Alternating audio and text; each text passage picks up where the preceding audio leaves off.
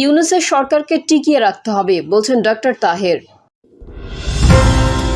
Doctor ইউনূসের পদত্যাগ নয়, উপদেষ্টা পরিষদের পুনর্গঠন চায় জনগণ বলছেন প্রিন্স। জানাবো বর্তমান সরকারের মেয়াদ কতদিন, এবং সর্বশেষ জানাবো সৌদি বাদশার অতিথি হয়ে হজ করবেন 100 দেশের 1300 মুসল্লি। এতক্ষণ শুনছিলেন সংবাদ শিরোনাম, এবারে বিস্তারিত। তবে তার আগে অনুরোধ থাকবে আমাদের চ্যানেলটি সাবস্ক্রাইব করে বেল আইকনটি ক্লিক করুন।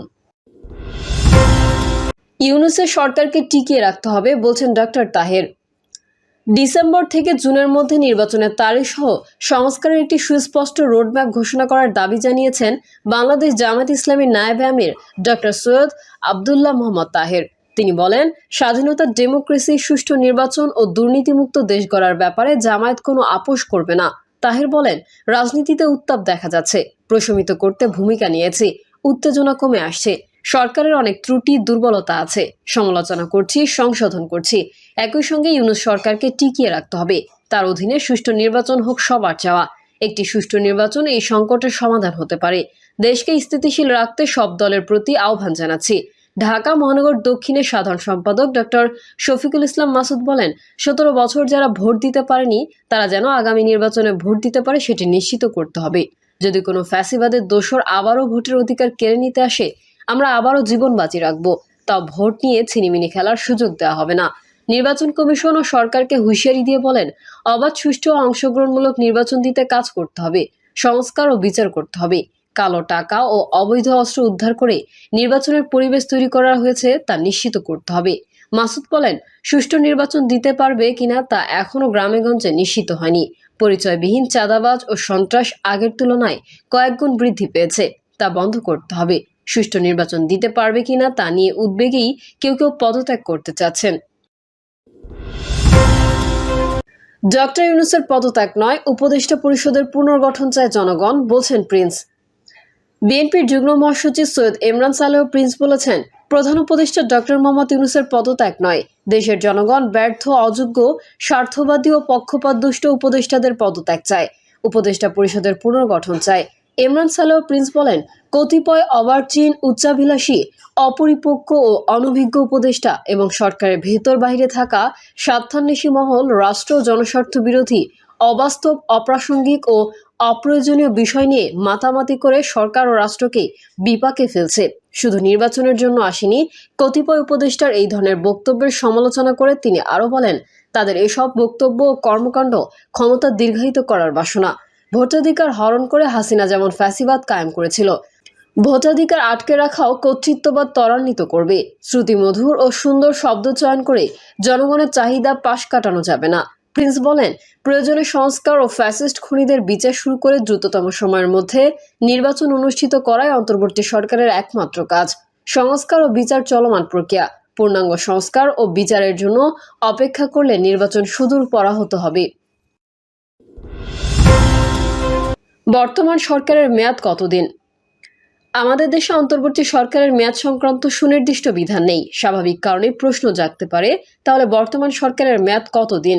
গত বছর 5ই আগস্টে গণ অভ্যুত্থানে আওয়ামী লীগের পরাজয় ও পতনের পর 8ই আগস্টে এই সরকার গঠিত হয়েছে। গণ অভ্যুত্থানের যেমন একটি লক্ষ্য ছিল, তেমনি অভ্যুত্থানের পর মানুষের আকাঙ্ক্ষা অনুযায়ী কিছু বিষয়ে সংস্কার সরকারের এজেন্ডাভুক্ত হয়েছে। ইতোমধ্যে সরকার 9 মাস অতিক্রম করেছে। প্রশ্ন হচ্ছে, এই সময়ে সরকার গণঅভ্যুত্থানের এজেন্ডা বাস্তবায়নে কতটা সক্ষমতা ও আন্তরিকতা দেখাতে পেরেছে? এই সরকারের মেয়াদ কি অনির্দিষ্টকাল? মানসিক সুস্থতা আছে এমন সবারই বোঝার কথা যে কোনো সরকারের মেয়াদই অনির্দিষ্টকাল হতে পারে না। তাই বর্তমান অন্তর্বর্তী সরকারের মেয়াদ দেশের রাজনীতিতে অন্যতম প্রধান ইস্যু হয়ে দাঁড়িয়েছে।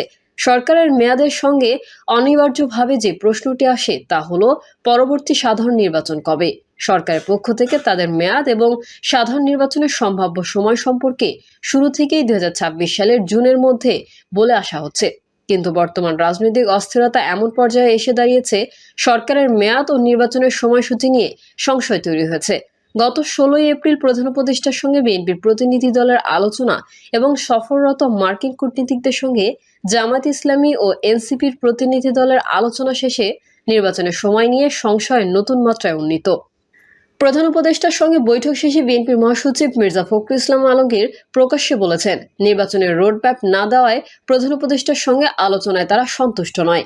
তারা আগামী ডিসেম্বরের মধ্যেই নির্বাচন চান। পাশাপাশি বিএনপির মহাসচিব সন্দেহ দূর করার উপায় বিষয়ে বলেছেন, সরকার রাজনৈতিক দলগুলোর ঐকমত্যের ভিত্তিতে যেসব সংস্কারের কথা বলছে তা 2-1 মাসের মধ্যেই সম্পন্ন করা সম্ভব। কাজেই ডিসেম্বরে নির্বাচন দিতে সমস্যা হওয়ার কথা নয়। আবার জামায়াতে ইসলামী কূটনীতিকদের সঙ্গে আলোচনা শেষে সাংবাদিকদের বলেছে, তারা আগামী রমজানের আগেই নির্বাচন চায়, অর্থাৎ 2026 সালের ফেব্রুয়ারির মধ্যে।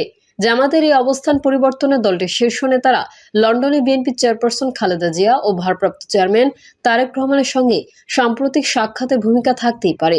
আবার আগস্টের গণঅভ্যুত্থানের পর থেকে সেনাবাহিনীর প্রতি সাধারণ মানুষের আস্থা স্পষ্ট। একটি গ্রহণযোগ্য নির্বাচনের মাধ্যমে রাজনৈতিক সরকারের কাছে ক্ষমতা হস্তান্তরের প্রয়োজনীয়তার উপর জোর দিয়ে আসছে সেনাবাহিনীর প্রধান জেনারেল ওয়াকারুজ্জামান। বুধবার সেনা কর্মকর্তাদের নিয়ে আয়োজিত অফিসার্স অ্যাড্রেস সভায়ও আগামী ডিসেম্বরের মধ্যে জাতীয় নির্বাচনের ব্যাপারে তিনি নিজের অবস্থান পুনর্ব্যক্ত করেছেন। ওদিকে গত কয়েকদিন রাখাইনের জন্য মানবিক করিডোর নিয়ে অনেক প্রশ্ন, আলোচনা সমালোচনার মুখে অবশেষে সরকার ব্যাখ্যা দিয়েছে। এরপরেও রয়ে গেছে প্রশ্ন। সরকারের ব্যাখ্যায় জাতীয় নিরাপত্তার প্রশ্নে সংশয় কাটেনি। মানবিক করিডোর নিয়ে সেনাবাহিনীরও বিভিন্ন বক্তব্য রয়েছে। বুধবারের অফিসার্স অ্যাড্রেসেও সেনাবাহিনীর প্রধান বলেছেন, রাখাইন রাজ্যে মানবিক করিডোরের বিষয়ে সিদ্ধান্ত নির্বাচিত সরকার থেকেই আসতে হবে।